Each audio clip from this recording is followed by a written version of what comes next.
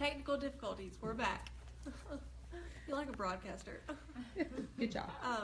Yeah, and so as long as you're in a training program or in school for 12 hours a week or less, if you have, unforeseen circumstances such as, your disability or I can't think of any other issues, but something that, you would have to get Social Security approved. So yes.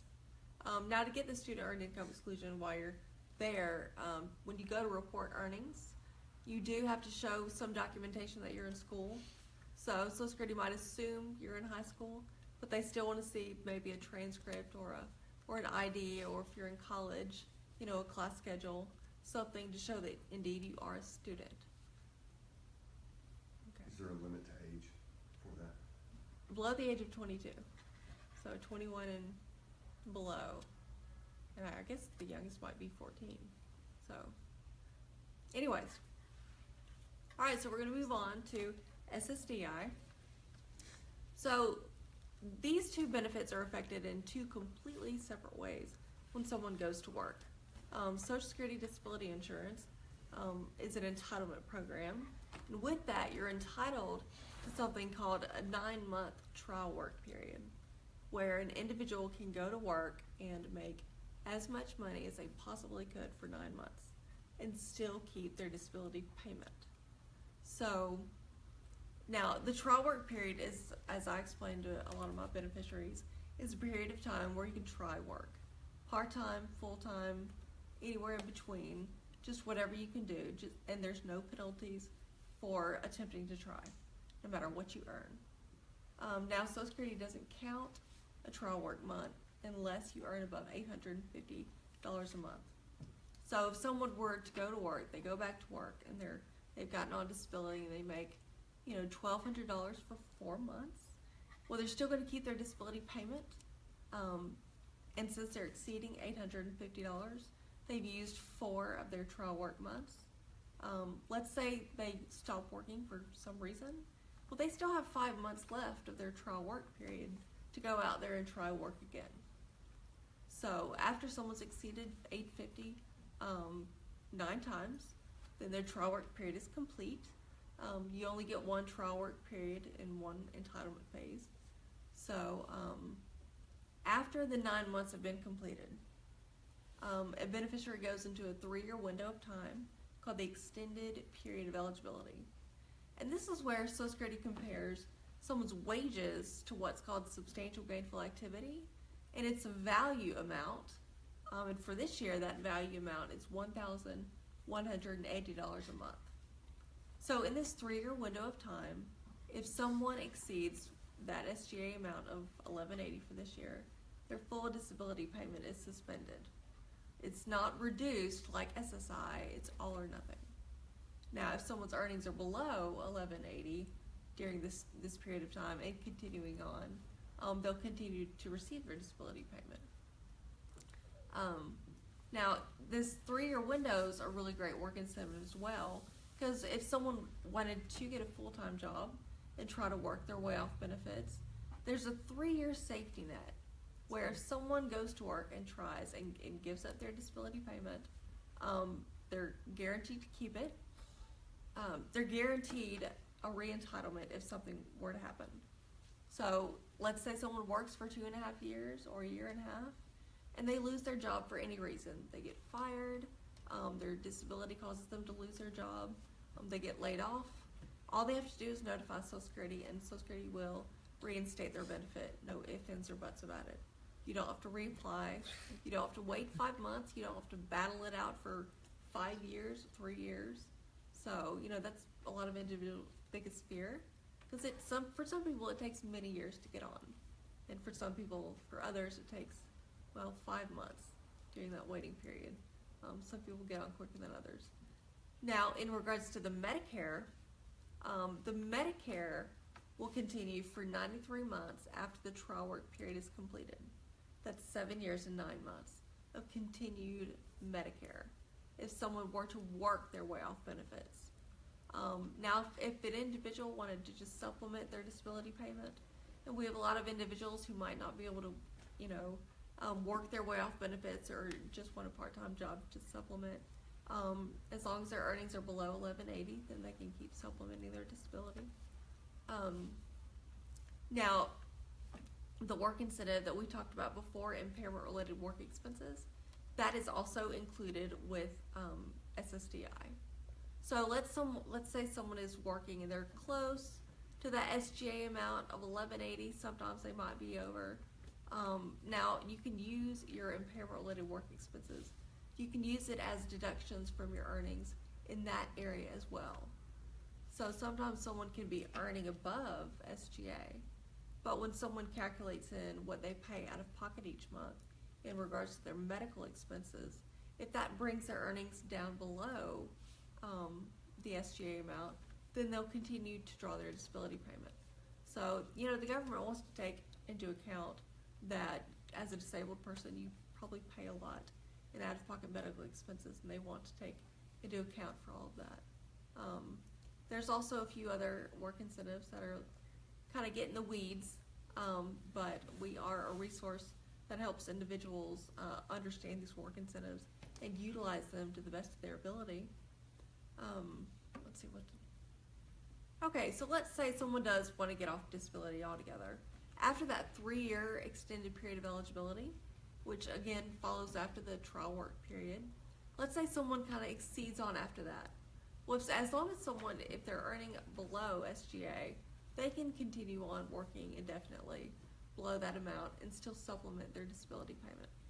If someone wanted to work their way off benefits and exceed the SGA amount after the 3 years, their disability payment will be terminated at that point. So, and termination is kind of harsh language. Of course, the Medicare will still continue for some time. There is an additional work incentive called expedited reinstatement that someone can take advantage of. So if someone's benefit is terminated and they lose their job within 5 years of their benefit being terminated, they can file for what's called EXR, again, expedited reinstatement, and they're guaranteed to get their benefit right then and there.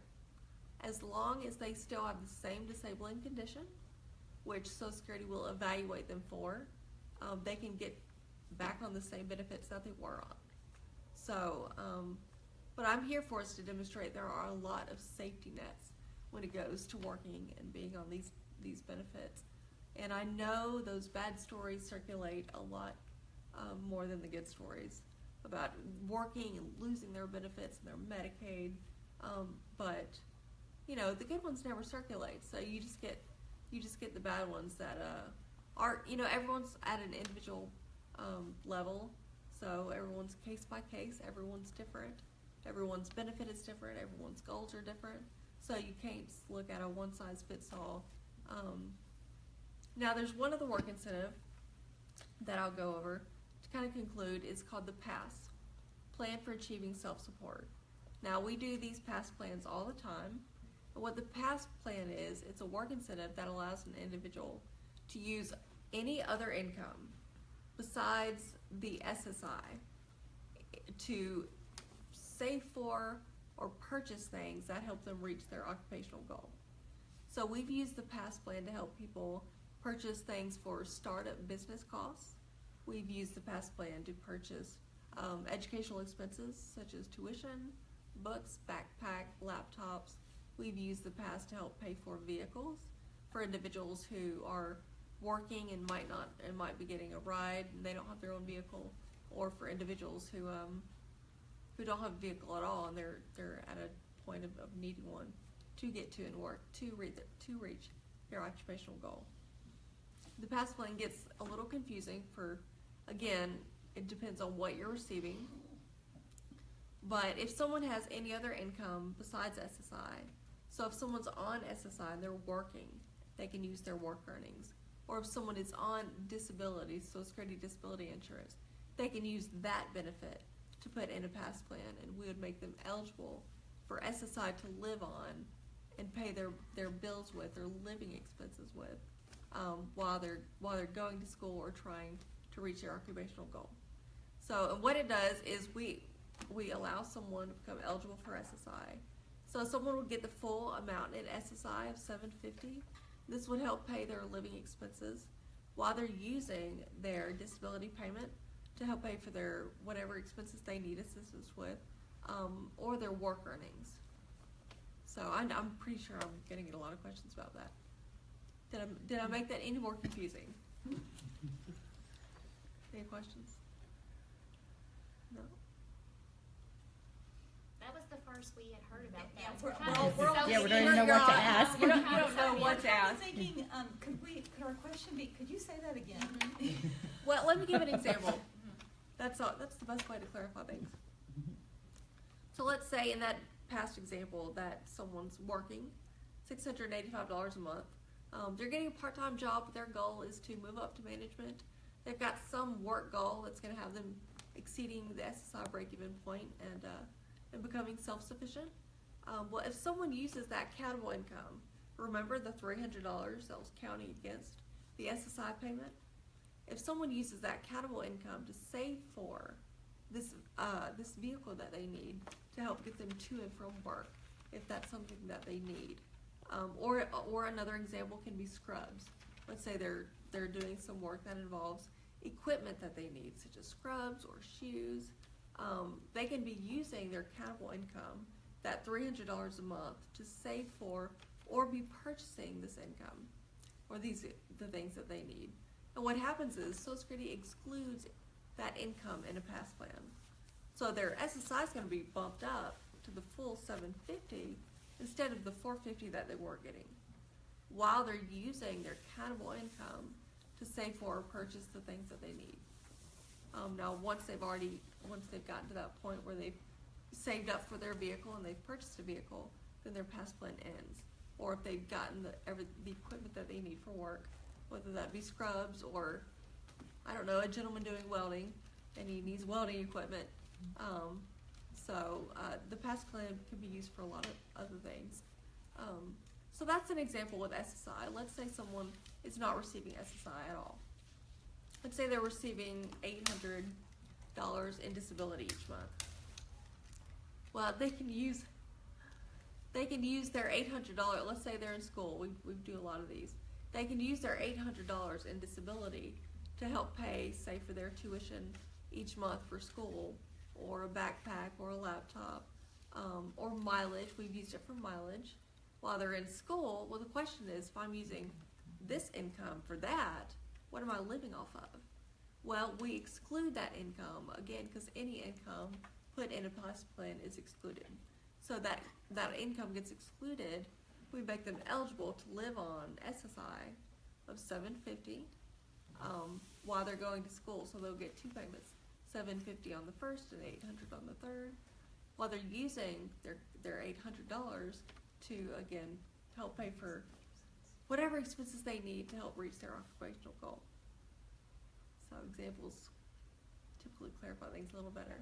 Sorry I didn't start with one. If No, somebody, no, if okay. somebody was interested in a past plan, who would they get in touch with?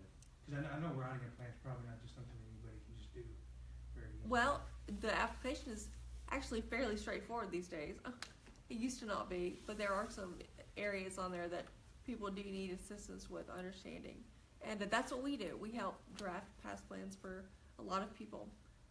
And Social Security, we get referrals from Arkansas Rehab Services through the Ticket to Work program, which is another work incentive.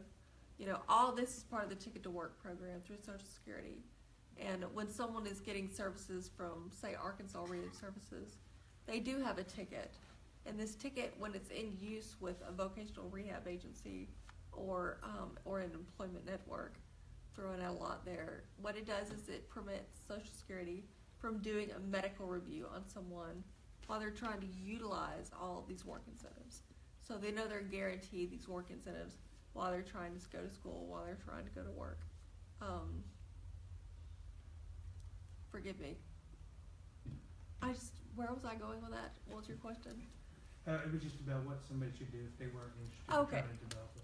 Right, so I'll say, yeah, we get referrals through Arkansas Rehab Services and to do past plans on a lot of individuals. So you could send, and any beneficiary can send in an application to Social Security. But if they get assistance with understanding it through us, it's got a little more weight to it. Any questions? Shannon, how Have many I- times, Confused. no. You're wonderful, you're Yes. wonderful. How many times can someone apply for that? Is it just one time, one shot? It's or- not. Okay, so how many times can someone apply for a pass plan? If someone hasn't reached their work goal for some reason, that's outside of their means, then yes, you can apply for it for more than once. Or if they change their work goal, you might be able to get away with it. But if an individual does not complete their pass plan, if they use the income for a trip to Honolulu, then, or if they use it for any other means than what is specifically specified in the pass letter, if someone gets approved for a pass plan, they'll get a letter stating exactly what they're getting approved for and the amounts they're approved for. So, yes, it's very straightforward. It's very detailed. And if someone strays away from that and uses the income for any other reason, then obviously they wouldn't be due another pass plan, and they would also owe that money back. So they would be due an overpayment for whatever was spent inappropriately. So we've helped the pass plan.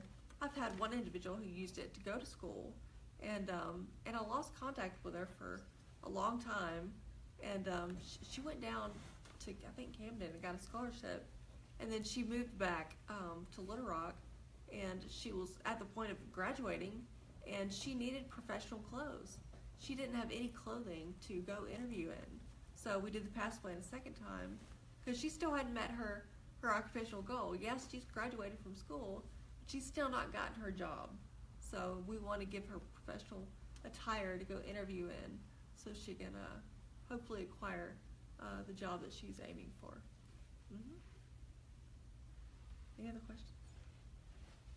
So it really is ideal for those who are trying to have a work goal. They're trying to, they're going to have to invest to get there, and it helps them maybe receive that full SSI check, like you said, by using that money toward those goals.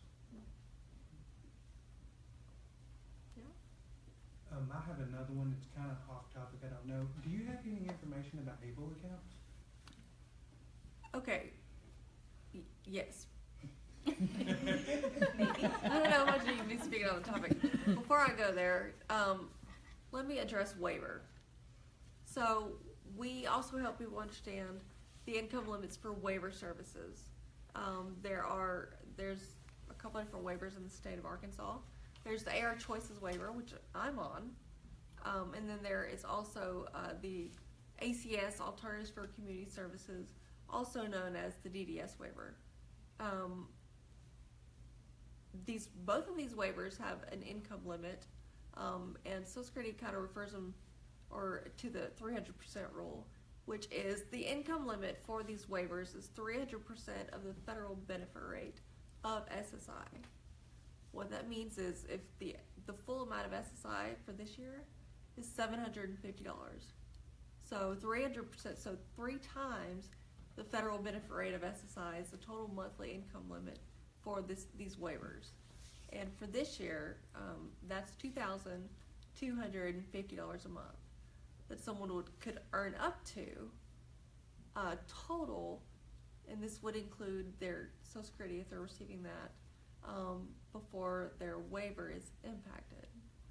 Now there's also a Arkansas Medicaid buy-in program called Workers with Disabilities Medicaid. This buy-in program is also what I'm on, and what it does is it's a program. It's a Medicaid program that allows someone to have an unlimited amount in income, asset, or resources. There's an unearned income limit of the federal benefit rate of SSI, which for this year is $750 a month. So it's an awesome, really empowering Medicaid program, because I could also use the AR Choices waiver under this buy-in program. So I'm under the financial guidelines of it, which there aren't a lot of, because there's no income or resource limits. There's just an unearned income limit. I know this is really confusing, but I'm just going to throw that out there.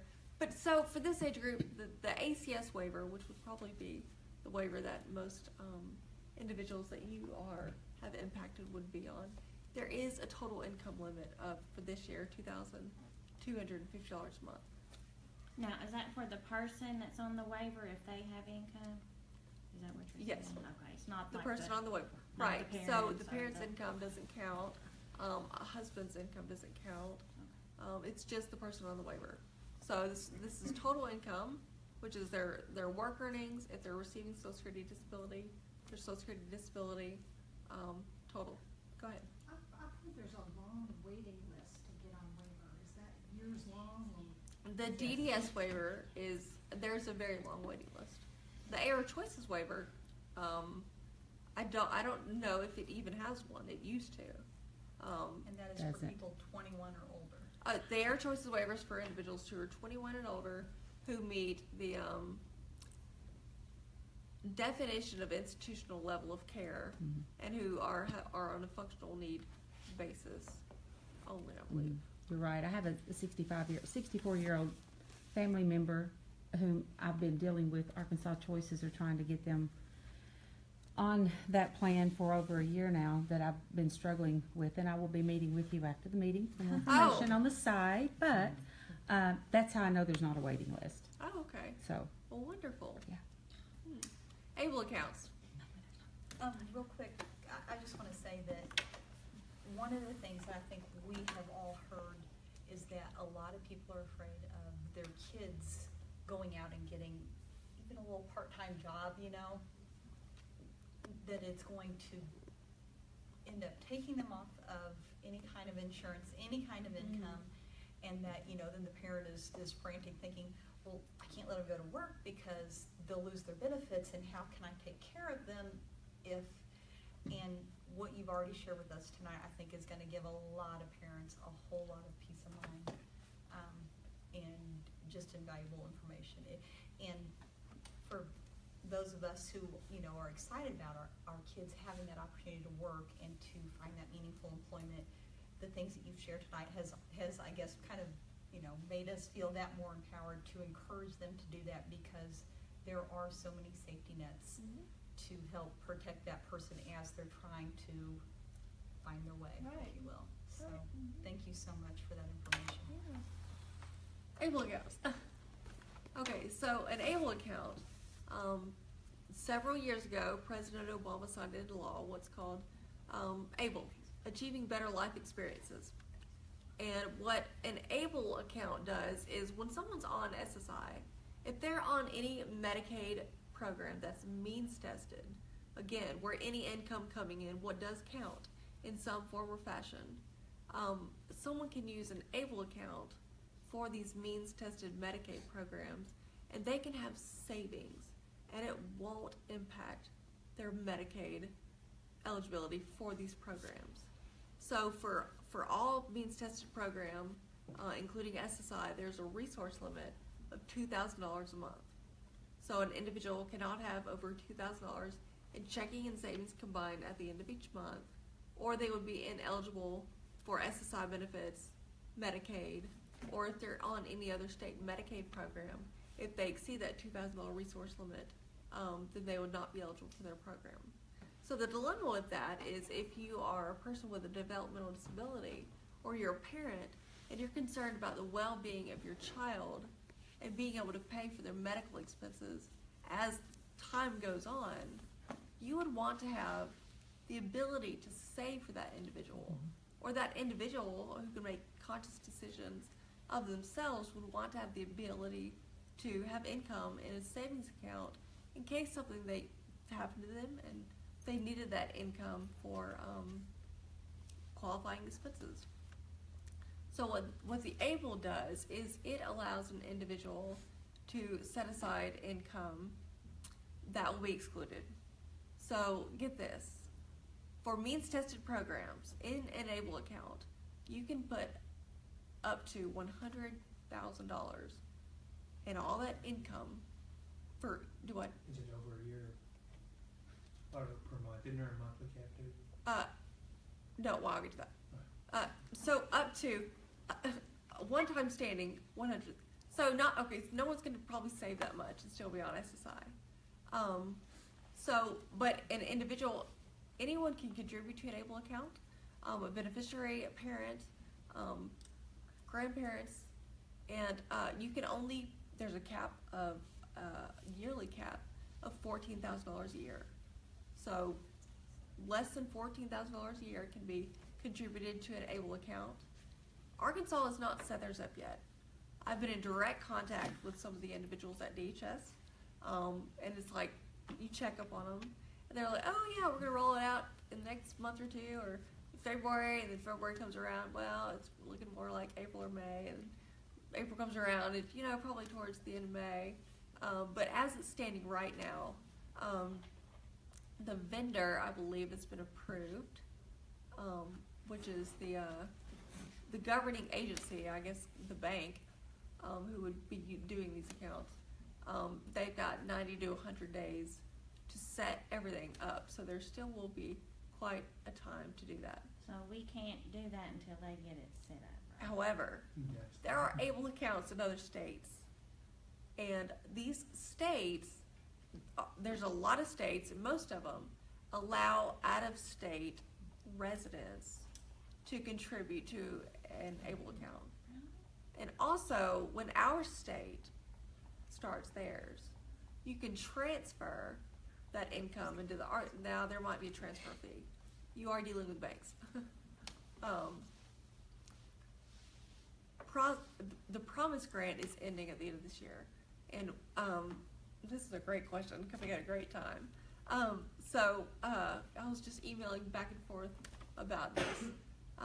We're wanting to set up ABLE accounts for these SSI beneficiaries who have been going to work and have been using the student earned income exclusion. So there's some of this grant funding left, and we want, the Promise program is wanting to set these up for parents and put some money in them, so that, you know, with that, the end of that funding, they'll have established an ABLE account for their child that they can save for. And you know, also, I didn't get to the point, I might be going back and forth, forgive me, that, so this is a savings account, but you can withdraw from it. And you can purchase things that are qualifying disability, the IRS has got some acronym, qualifying something expense. And this can be used on housing, it can be used for education, it can be used for transportation, it can be used for just a multitude of things. And it probably can be used for anything. And I don't know how the IRS is going to account for it. You know, you might have to take your tax prep. So all this is really new and up in the air. So some of the questions I probably couldn't answer. But we are in the process of getting one started in Arkansas. And I believe you can go to ablerc.org, ableresourcecenter.org. National, well, maybe it's not in ABLE. Anyways, the ABLE account, the ABLE has their own website. If you Google it, it should be able If you to find Google it, yeah. there you go. And it's a great interactive website because it's got the whole the map of the United States. And it's got each state, and you can click on that map, and you can interact with it, and it'll tell you the ABLE account, or the ABLE accounts, if it's a big state, in each state. And you can get all the information of what they have if they allow out-of-state residents. Now these ABLE accounts are capped in each state, but some of them can allow an individual to have like $300,000+ in savings. But only $100,000 is excluded for Medicaid means tested programs. But yes, so you can contribute a 401k to it. I mean, they're great, they're real flexible. But that's all I know, just enough to be dangerous with. But, More than we knew. but they're coming, yes. And our group's probably trying to be the first one to get it. There's one that's been approved in the state of Arkansas that I know of, and it was someone who had an ABLE account set up that moved to Arkansas, and they had to get a lawyer involved because if it's not written in policy, they're like, we don't know what to do with this, so they're writing it, but it did get excluded, which paves the way to, well, if they can do it, we can do it.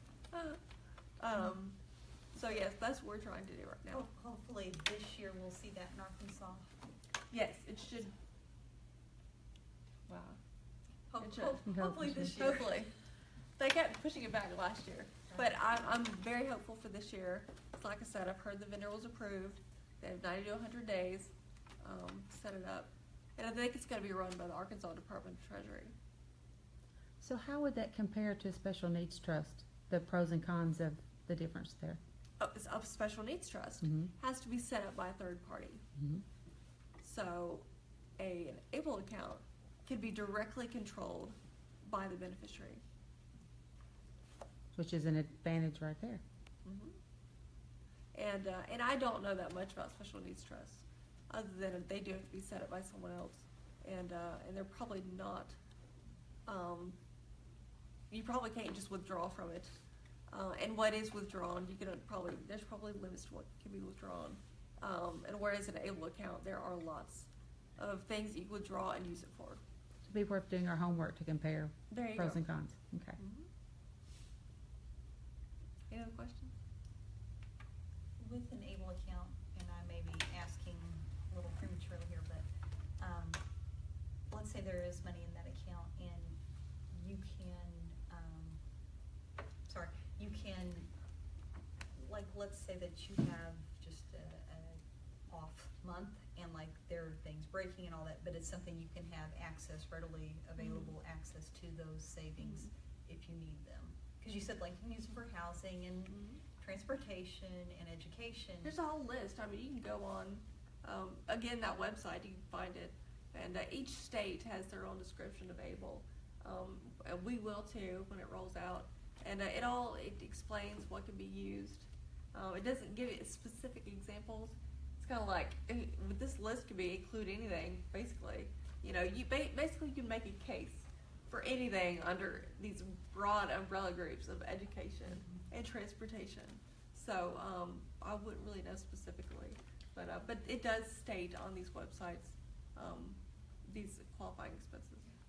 I guess I was meaning like more like it's not something that is like accessed once a year or, I mean, No, it's When you need it. it's when It's- you need it. This is my understanding. Is you have the beneficiary has direct access to it all the time.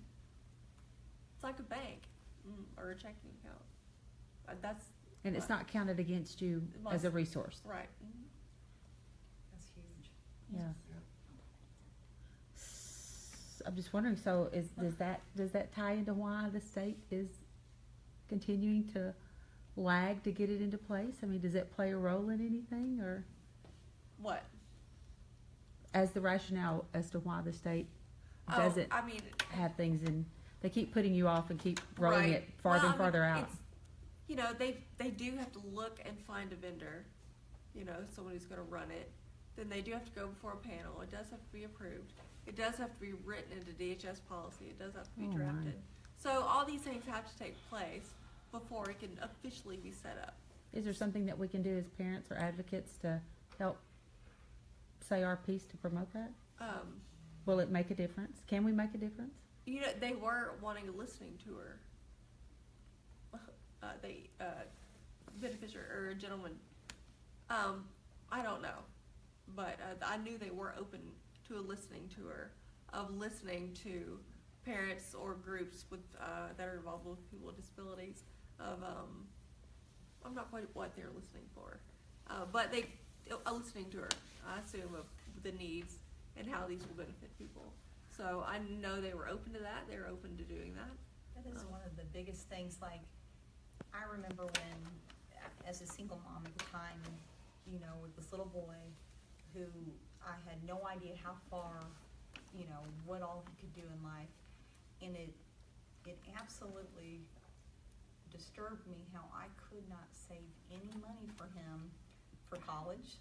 You know, I couldn't save any money for him for when I was gone. You know, I'm sure there probably were programs out there at that time, but, you know, just where I was at, you know, all I knew is that he'd qualified for SSI, and you just can't keep any extra money in That's there, right. you know, and it was really hard for me to wrap my head around that in thinking about if, you know, these benefits were supposed to help take care of this person, how can I not take care, you know, plan for a long time future, you know, preparing for him. And so the ABLE account, I think, is something that a lot of parents are really ready for, to get involved with, to, you you know, have a means, a way to, even if it's $50 a month. I mean, it doesn't matter for, you know, no matter what Right. your income level is, if you can be putting aside anything for your child, I think that all of us would agree Especially that being we're able ready. to access it, Mhm. because college in the future is way off, and of course we worry about that, but we have children in wheelchairs, we have children that are in weighted vests, and they're growing rapidly, and those are expensive. Right. You know, we need weighted blankets, we need vests, we need noise cancellating headphones, and when, you know, we buy one this week, you know, 2 weeks later, we need another set. Yeah. We need another pair, we need this, we need that. And that's stuff that we're paying out of pocket for, because insurance does not cover Mhm. everything that we need. And so being able to access that is gonna be a huge deal for us. Yeah, we had a conference call with someone involved in the Maryland, in the Department of Treasury in Maryland, and how they've set up their ABLE accounts. And you know, we're really wanting to get these ABLE accounts set up again before this grant ends, whether Arkansas has theirs set up or not. And we've been told we can do that because it's been signed into law by our governor, and because it's federal law.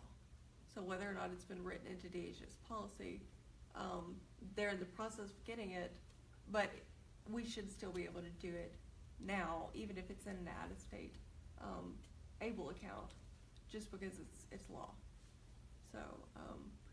So hopefully Arkansas will have theirs up and running, but hopefully we can also proceed if not.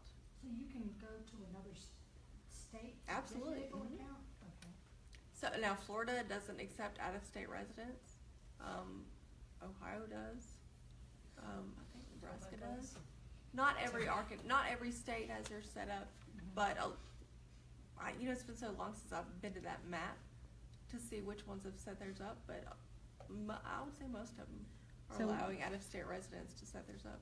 So we're going to suggest that they go online, Google ABLE. ABLE, ABLE accounts.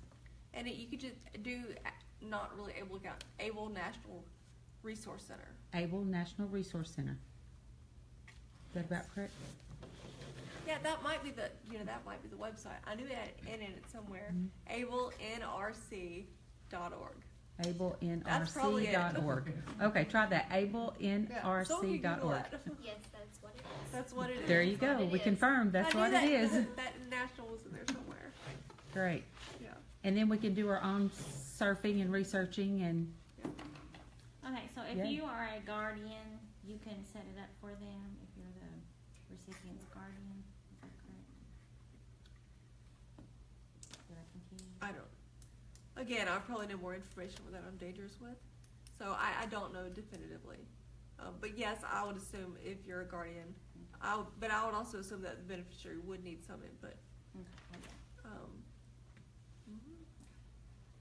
We were told, like, once our son turned 18, we needed to get power of attorney and medical power of attorney, so we could sign stuff like that, so that's what we did. Okay. We didn't get guardianship, but Right. he was like, Mom, I'm not ready. I need, I Right. need help, Mhm. yeah. we just went through that this year ourselves with our son, and that's exactly what we did while he was 17.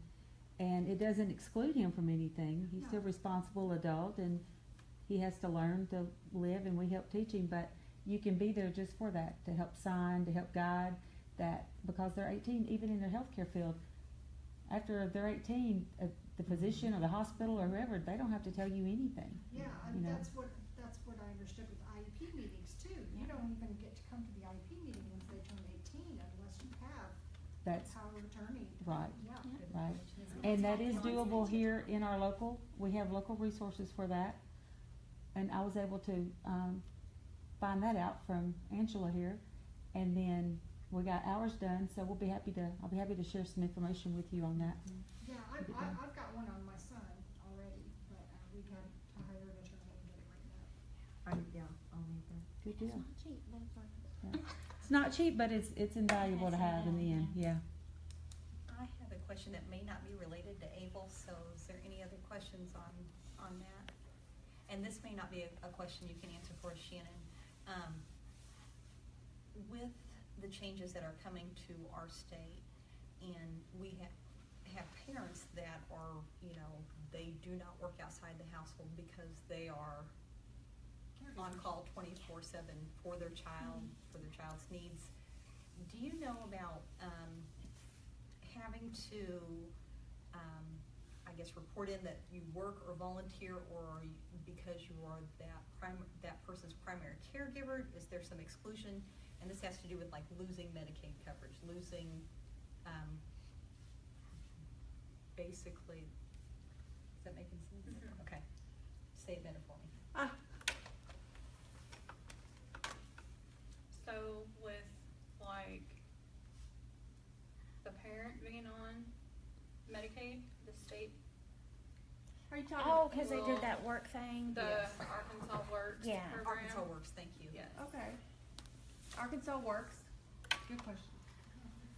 So Arkansas Works is part of the overall Affordable Care Act.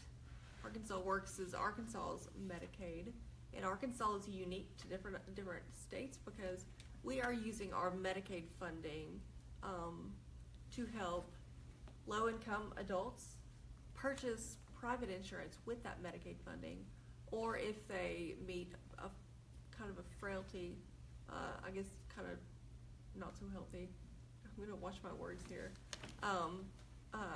state, then they could qualify for Medicaid. Now, with the Arkansas Works program, there is a total income limit each month. And DHS has a chart that tells you what those total income limits are. I don't wanna say anything on Facebook Live or now, cause I don't know those exact numbers and I don't wanna scare anyone who might be on that program. But yes, there is a total income limit for, you know, single individuals, household of 2, 3. I think what it is that there is a parent who is on that Medicaid expansion insurance program and has received a letter saying that she will have to either work That 80 Oh, hours. I see volunteer. what you're saying. so many Yeah. hours Oh, a month oh, or yes, the volunteer. new requirements. But yet she is the primary caretaker of her children who are Mhm. both disabled.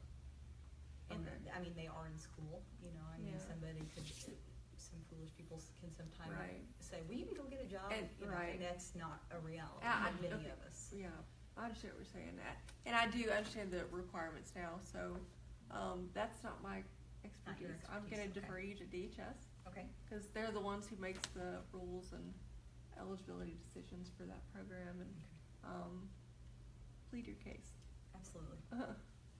Plead your case What I very well. understood was with talking from somebody from DHS was that if you have a child who is under 18 who is in school, or you have a child who is under the age of 18 who is disabled, that there is an exemption for you, but they don't have everything in place right now. And by June, they should have the list of exemptions and everything out, and then you will get a notification, either in the mail or email, and you just tell them what your situation is, It and was they just do school it. or work, Mhm. one or the other, school Yes. or work. To be excluded in it, you had to be enrolled in school. But there were also a lot of letters going out, at the PAC meeting. We saw a lot of parents who were very upset and very confused because their, children were getting letters in the mail, and they were, of course, you know, opening their mail while their, family members were at school. And they were saying that they needed to be, you know, work so many hours a week, and they thought that they were gonna be exempt, so there's a lot of confusion right now. Yeah, I think what this parent's concern is that, you know, was she going to lose her insurance Mhm. If she has no other choice but to stay home and has no take other care of her choice? child. Yeah, Yeah. that was her big concern. And she said, when she sent me this question, she's like, I don't know if this is outside of your realm, so we understand if it wasn't something you Yeah. could answer, but it sounds like there's, hopefully will be some answers soon. I believe some people have already started receiving letters though that say that they need to call Yeah. and report into DHS Right. on that, so. Yeah, this is gonna cause a lot of reporting and extra paperwork and kind of, I don't know, in my opinion. It's par for the course. Yeah, a burden on those who already have to prove Right. and plead their case, so.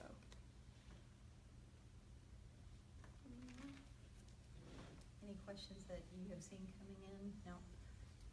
Now, if there is someone watching our Facebook Live, or if they watch it later, even, you know, we won't be live if it doesn't say live at the top, so don't expect an answer right away. But if they can leave the question, then we can get to you and get them an answer. They just need to leave. Help anyone who's on SSI, anyone who's on Social Security disability, whether you're a child, whether you're an adult. Some children draw off their parents, so if you know anyone who's interested in work, has questions, that's what Project A1 is for. Awesome. Great information. Yes, you did a really good job explaining that. Oh, well. I think a lot I always of us, feel like I'm like we're the still words taking coming it out of all my in. mouth. They're like their eyes are glazing over. I think a lot of us expected to have a lot of questions, but you did a really good job You did. explaining it and breaking it down for us Yeah. on And our making terms. it less scary. Yeah. I think in my opinion, I think it might change my attitude toward Social Security and SS. I mean, you know, cause like you said, all we ever hear is the bad, you know, the Yeah. bad stories, and so it makes me sound like they're willing to work with somebody Yeah. who wants to work, because there are some people who just don't want to sit on their hinds. They want to go to work. So, you know. Especially knowing that if They're our gonna be helped. children get out into the workforce, that if they fail, I mean, we fail. Yeah. If they get out into the workforce and they don't make it at the specific job or the specific task that they're doing right then, that they can always go back. And they'll always be taken back in. And if they want to try it again, or if they get back out there, they can do that. But they'll be taken back in, and it'll be 2 months. There'll be a 2-month turnover, correct? For SSI. Yes, for SSI. If they lose the whole amount. Right. And likewise, not only freedom for the kids, but freedom for the parents who are on a, you know, month to month, you know, paycheck to paycheck budget, you know, and are afraid, you know, if Yeah. he goes and does this and it, you know, it doesn't work out, then how am I going to care for you? Yeah. You know. And sometimes it's scary because Social Security, their language and their letters are scary if you don't understand kind of where they're coming from, or if you encounter a service representative that's, you know, the student earned income solution, now that doesn't exist, which we get that a lot because or the past, you know, these are underutilized programs, and so like if you're looking at the whole state of our United States, we specialize in like this very small Rhode Island expertise, whereas Social Security has to deal with retirement and a slew of other information. Yeah. So, you know, it's not surprising that, and you can't get too angry when there's that much information being generated and not everyone utilizes it. So, so that does happen. You know, you've got glitches in their computer. DHS doesn't get the memo and they lose their Medicaid, even though you said I wouldn't lose my Medicaid. And we just got to get things ironed out. So things happen. Life happens. But Don't we know? yeah. I have a shout out to you from Amy Dennis. She says she was amazing. She gave very relevant information and examples to, I have my context on it, it's hard to read, examples to help us understand. Thank her for us. So thank Well, you, thank Shannon. you very much. My first Facebook, my first Her live shout out. Facebook Live. Rock star. Success. Any more before we wrap? Any more? It's a lot. It's a lot. It's a lot You to did take great, in. but it's a lot. Yeah. But it's so good. It is, I think, opening the door for a lot of us to think bigger dreams for our Yeah. families, and it's exciting. It's very All right. exciting. I don't know very many people that want to cap their children off. You know what I mean? Like, here's what we expected you to do before you were born. We had you, and now you can't do anything else. So, you know what I mean? I don't know very many people that actually think like that. so knowing what we want for our children and knowing that they still have goals for themselves and there's an actual road that we can put them on to help them succeed is very liberating for us as parents. That we can actually help them get the job done, you know, help them succeed for who they actually want to be. It's joyous. It's a blessing to know that there's something that we can actually get our hands on. There's something we can do. And the thing about America, Ray, you know, we think that, you know, we're just the country where, you know, we have the right to succeed. Well, no, we have the right to succeed or fail in this country. That's what capitalism is. And then this just goes to prove that we have a chance to, like you said a moment ago, just, you know, if they shoot for the moon and miss, you know, there's still safety nets, there are still opportunities for them, and it's not a one-time shot. So, exciting. Bye. Bye, thank you. Thank you